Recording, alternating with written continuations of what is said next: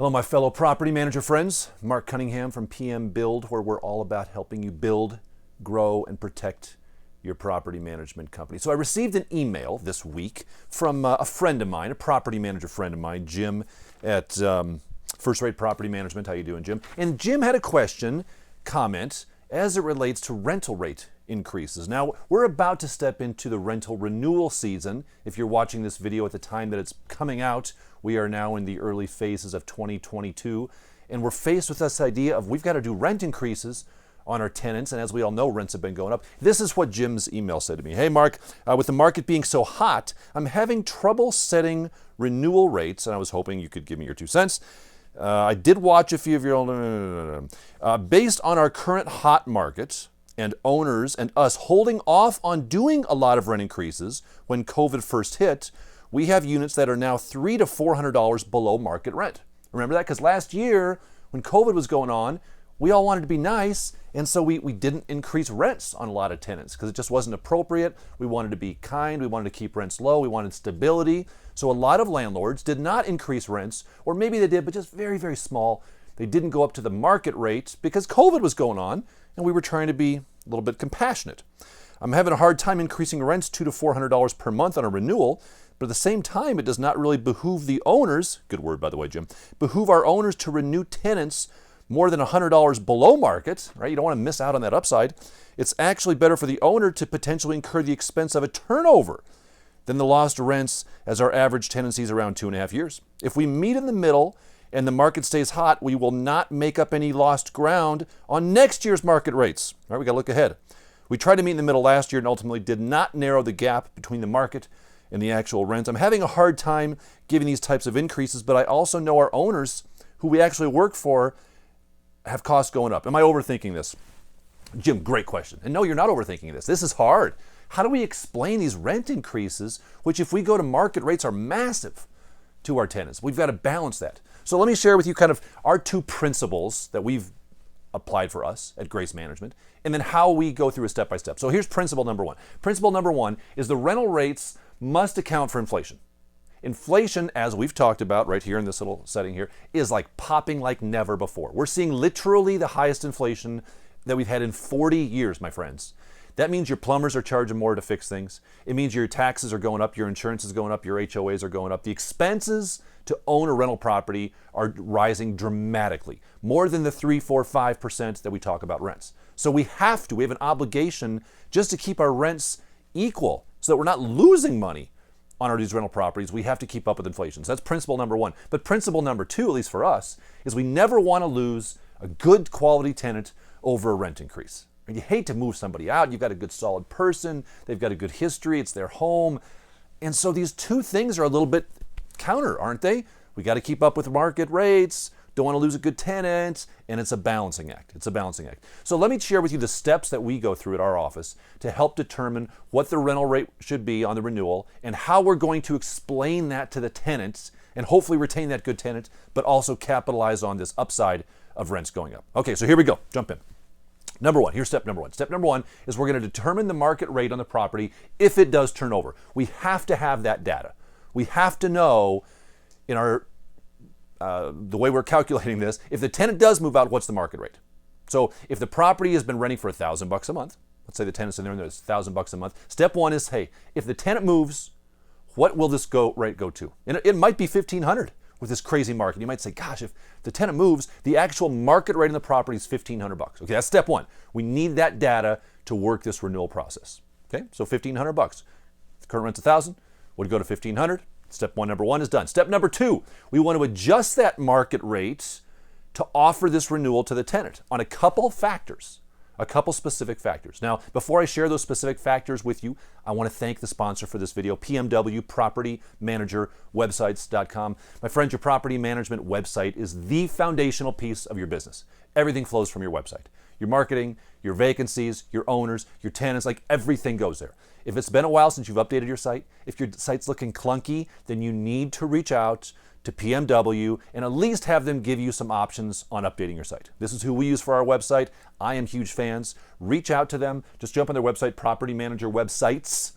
landlord.com. Tell them to set your site up the same way they set our site up. We love our site. Love these folks. Reach out to them. Tell them Marc sent you. Okay, so what are the things that we want to take into consideration as we're calculating what this renewal rate would be? Well, here's just a couple. You could have more, you could have less, but here's some things we do. Number one, what's the length of the tenancy? How long has that tenant been in the property? If they've only been there a year, then we're more likely to give them a little bump. If they've been there for 13 years, then we want to take that into consideration. That's number one. Number two, what's the tenant's payment history? Do they pay like clockwork every week? Are they just automatic? Or have they had problems? Are they habitually late? We're going to take that into consideration as we determine what renewal rate to offer to them. Number three, what is the actual cost of the turnover specific to that property? If you turn the property over, do you need to do carpet, paint, rehab, a whole bunch of work? Or is it kind of a, the property looks great. If we do turn this thing over, it's not going to cost us a penny. If that tenant has been in there for 6, 7, 8 years, then guess what? The cost of a turnover is going to be pretty high because you're going to have a lot of turnover expense. So we want to take that into consideration. And then number four, just the quality of the resident. Do they habitually complain about the property? Do they habitually make repair requests that are not legitimate? The quality of the property. Now you've got to be careful on this a little bit here because different states have different rules about like non-retaliation stuff. So you can't just be like, oh, I don't like that tenant. I'm going to double their rent because I don't like them. It's a protected status type of a thing. Fair housing can come into play. So you've got to be cautious on this.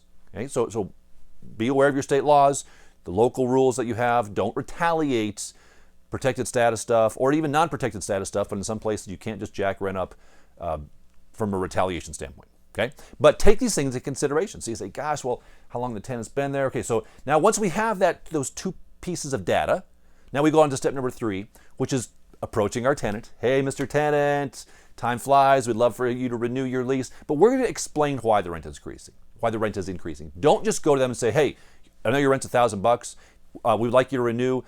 Renewal rate will be $1,500. The tenant, even if they're good, they're like, what? 15? You're taking $500? What? Your renewal letter to your tenant should explain what's going on in the market. Hey, Mr. Tenant, we have done a market analysis of your property, and over the last year, the owner has seen increases in expenses and insurance and maintenance, and inflation's going up, and the market rates are increasing by 12% in our market, and here's our analysis. Explain that to them. Tell them what's going into this determination so they have an understanding. Or you want to educate them. There needs to be clarity from their standpoint. So in your letter, explain exactly why you're doing that. And also, I encourage you in that letter, tell them what the market rate of the property is. The market rate of your property, Mr. Tenant, is $1,500. If you vacate this property and we turn this property over, we're going to be advertising this property for around $1,500. I mean, tell them that. That's okay. Let them know because you want to tell them why they're getting a deal. Now, as you present that to them, the presentation is so important on that. And yes, we have a presentation letter. If you're one of our video coaching members of our video coaching, I think I've already given that to you. If I didn't, or if you don't have it yet, drop me an email. Be happy to share that with you. And by the way, if you're not a member of our video coaching group, come on, guys, come on.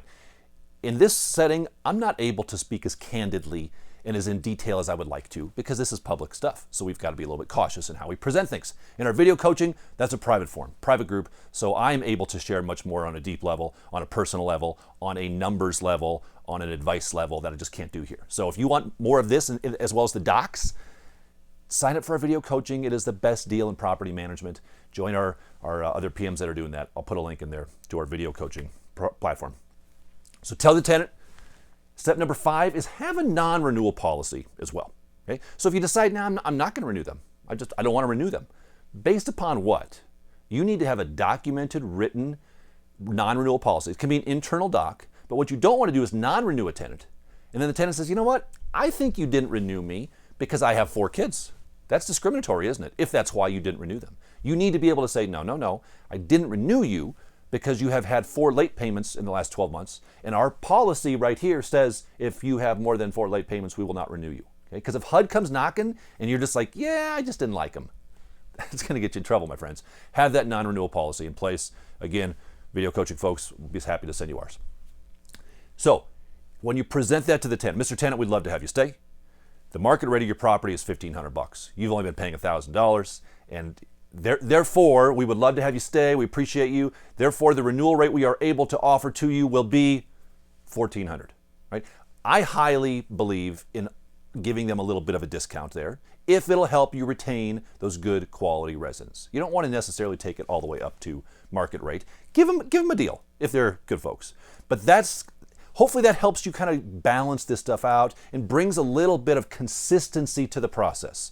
So you're not just completely making this stuff up as you go. That's where you find yourself in trouble. And you know what? The multifamily world gets this. Every year, when you look at multifamily renewal percentage increases and you compare it to single family percentage increases, the multifamily is always higher. Why? Because multifamily runs their business like a business. Too often single family managers don't run it like a business because we're scared. We're scared that we're going to have turnover.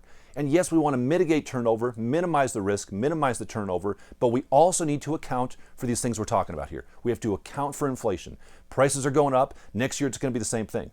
So take this time, and it's going to be hard because a lot of us didn't do increases last year. And yeah, you're going to have to take things up 8, 9, 10, 15, 20% on your increases. But that's the business we're in, my friends. That's the business we're in. Hey, I hope this was helpful to you. Jump on our website, pmbuild.com. You can learn how to join our video coaching group there. We've got training on income streams. If you're not making money in the PM business, guys, come on, get with that program. Our forms packages. Hope this was helpful. I wish you success, my friends.